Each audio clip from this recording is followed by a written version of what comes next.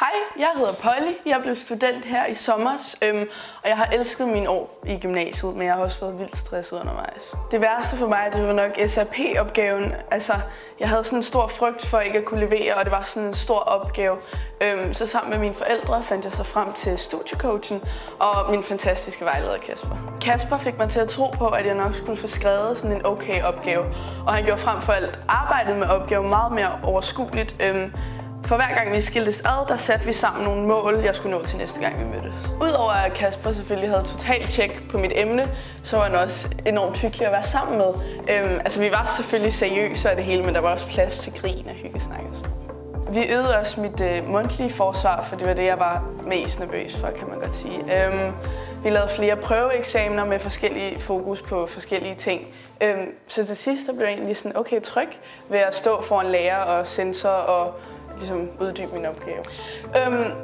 Da jeg stod der til eksamen, så var mega nervøs, så var det faktisk bare en kæmpe oplevelse. Og altså, jeg fik 12, og jeg kan stadig ikke helt fatte det.